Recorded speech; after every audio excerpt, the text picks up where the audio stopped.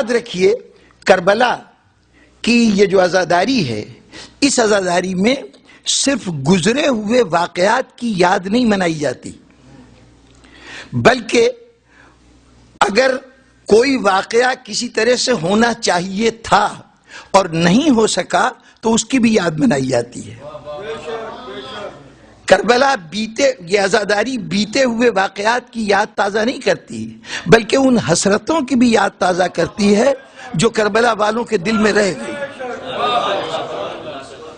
آپ یہ مت دیکھیے کہ کربلا میں علم کیسا تھا۔ اگر کربلا کا علم وہاں پر حضرت عباس کے بازو قلم ہو جانے کے بعد زمین میں گر گیا تو اب وہ کربلا کا علم ہمارے نزدیک جہاں بھی اٹھے اس کا نام ہونا چاہیے یہ کربلا کا علم ہے، پھر اس کے اٹھانے وقت اس کی شکل صورت نہیں دیکھی جائے گی، اس کو بلند رکھنا بنیادی کام ہے، اس لیے کہ دشمن نے چاہا تھا کہ یہ گر جائے، تو جو وہاں کوشش ہوئی تھی گرا دینے کی، ہماری کوشش ہوگی کہ یہ بلند رہے۔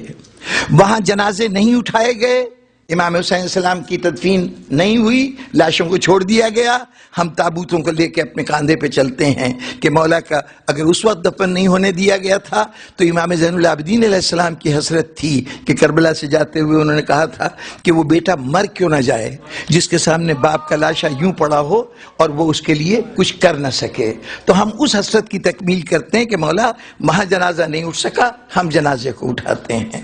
وہاں بچے پیاسے تھے، ہم جگہ جگہ سبیل لگا دیتے ہیں کہ بچوں کو پانی پلایا جائے، ہر پیاسے کی پیاس بجھائی جائے، کہ اگر اس دن سقائے کربلا کو پانی پلانے کا موقع نہیں ملا تو ہم اس حسرت کی تکمیل کرتے ہیں۔ اور اسی ذیل میں عرض کر دوں کہ مہندی پہ بہت زیادہ بحث ہوتی ہے، مہندی ہو یا نہ ہو، جناب والا اس سے بحث نہیں کہ حضرت قاسم کی شادی ہوئی تھی یا نہیں ہوئی تھی، یہ ایک تاریخی مسئلہ ہے، اس میں کوئی بھی نقطہ نظر ہو سکتا ہے، دونوں باتیں قابل قرین قیاس ہیں، دونوں امکانات ہیں اور کتابوں کے اندر دونوں باتیں لکھی ہیں۔ کچھ نے کہا کہ شادی نہیں ہوئی، کچھ علماء کی رائے یہ ہے کہ شادی کی تقریب نہیں، ایک شادی ہوئی تھی امام حسن کی ایک وصیت کو پورا کرنے کے لیے، بعض علماء نے کہا۔ مجھے اس سے بحث نہیں کہ ان میں سے صحیح کون ہے غلط کون ہے۔ واقعات کربلا ہمیں اتنے ذرائع سے ملے ہیں کہ اس کے متعلق اگر کوئی واقعہ ہمارے سامنے آئے واضح طور پر وہ منصب امامت کے خلاف نہ ہو، واضح طور پر وہ مقصد حسین کے خلاف نہ ہو تو ہمیں اس واقعے کو مان لینے میں یا کم از کم اس کو سن لینے میں کوئی حرج نہیں ہونا چاہیے۔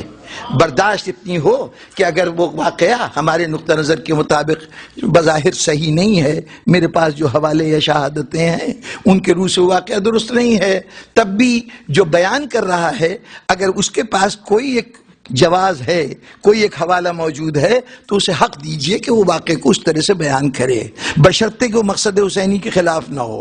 وہ امام حسین اسلام کے منصب کے خلاف نہ ہو۔ تو اگر حضرت قاسم کی شادی کے سلسلے میں آپ کی رائے ہے کہ آپ کی معلومات، آپ کے پاس جو حوالہ جات ہیں اس کے روح سے شادی ہوئی تھی، یا کوئی صاحب یہ سمجھتے ہیں کہ میرے پاس جو حوالہ جات ہیں اس کے اعتبار سے اس کے نتیجے میں امام حسین علیہ السلام کی اتنی بیٹیاں ہی نہیں تھیں کہ کوئی بیٹی ہوتی جو حضرت قاسم سے بیاہی جاتی۔ اب دو نقطہ نظر ہیں، اس میں سے جس حوالے سے بھی ذاکر بیان کر رہا ہے سن لینے میں کوئی حرج نہیں ہے، اس کا اثر بھی قبول کیجئے، لیکن